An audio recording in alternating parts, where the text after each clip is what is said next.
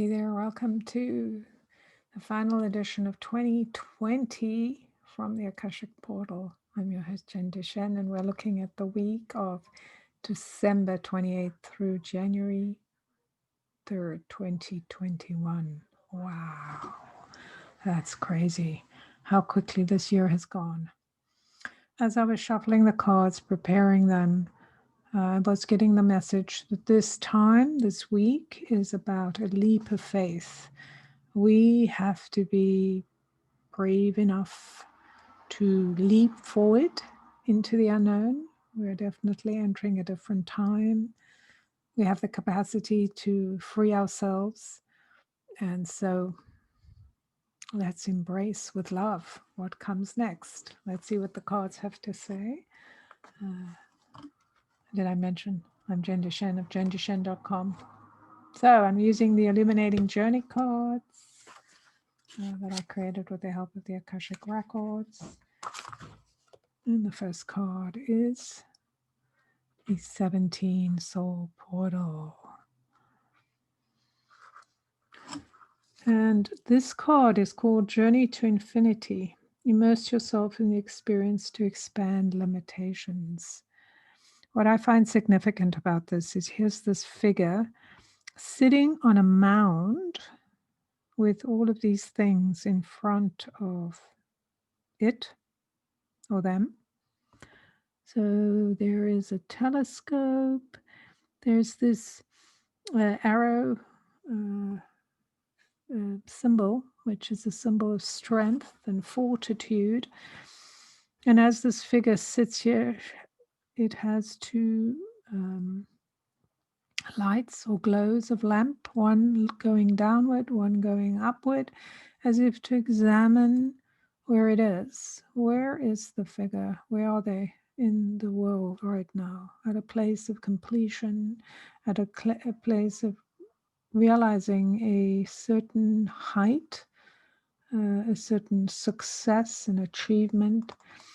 And yet there is a staircase going up, and there's this awareness of what lies above the figure and what lies below. Here's the water, the figure 8, the starfish, and the 8 stars in the heavens with a spaceship and a planet. Here's some coins in the distance. There is all the trappings or the symbols of success. There is also this realization that there is a time, or this is the time to take a pause, to do a reckoning of what has been and what's coming. So preparing for that leap of faith, that willingness to expand into this world that is so juicy and so vast. There's so much here beyond what this figure has brought with them to this place. There's a telescope, as I mentioned, a telescope which gives you the ability to see what you cannot see with your naked eye, to see with your mind beyond the water that allows flow, the reflection of the heavens, this energy of the light allowing this a new kind of travel, a new kind of awareness or a realization of self. Where am I? Where am I going? I'm just looking at the book here, and it says Starfish, Sacred Movement and Flow, illustrating the diversity of life on Earth, tentacles reaching out to experience all life has to offer. There's a slow, steady diffusion between star energy and the 5 elements of Earth. And I think that is definitely an awareness of moving into a different relationship with the Earth, the awareness of what is available. And over here, I don't know if you can see it, is an oar, an ancient oar, movement, flow. So bringing the old and new into one place where your vision is expanding. We go from the ancient to the what we might consider the, the new, the unknown, territory above. a massive connection with the divine in this image here. And 17 adds up to an 8. 17 is about success. So whatever you think is of success has brought you here, but now things open up. Your world expands as you look around you. What else is there for you in this travel, in this journey of discovery?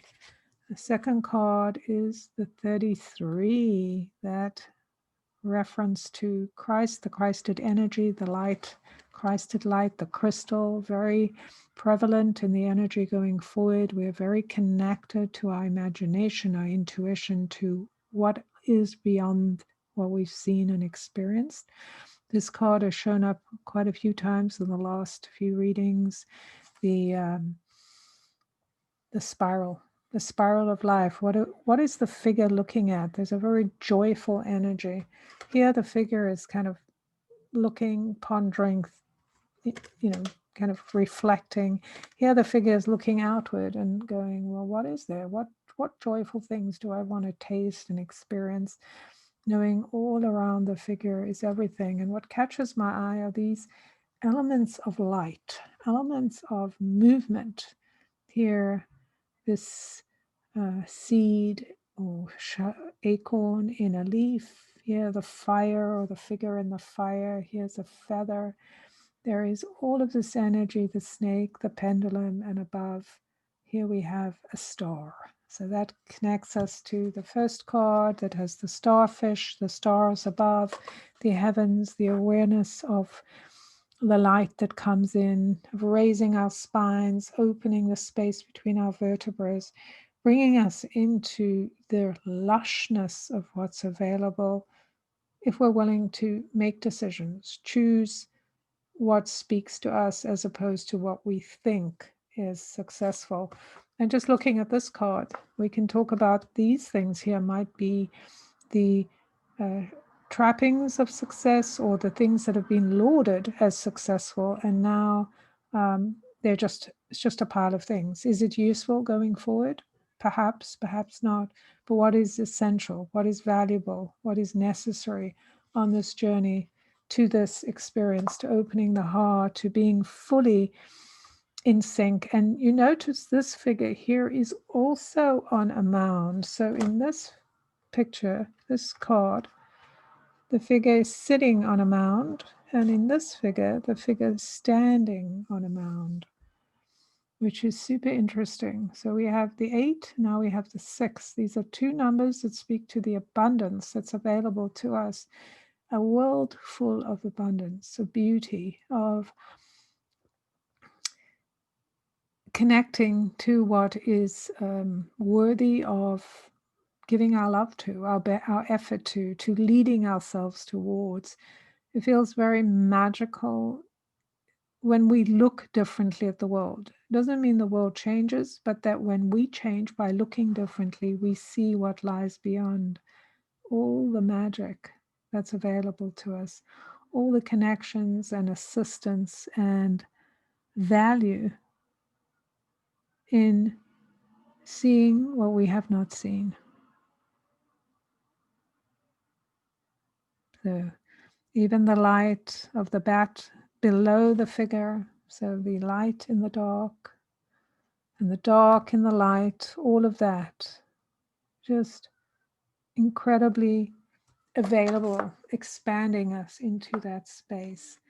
And the third and final card, fascinating. This, I think, has shown up a couple of times too. The divine line, the tool, the thing that connects us, that will allow us to take this leap of faith, is that cell phone to the divine line, where we remember this is the way we make that leap of faith. This is the way that we connect between the physical and the eternal, what's available here, the things and the bigger picture, as within, so without, as above, so below, bringing heaven to earth. That's an action that happens through connecting to the divine line, through calling up, tapping into our creativity, remembering the wholeness of who we are, using the love that's available to us to help us see, become seers of the light and dark, seers of the balance,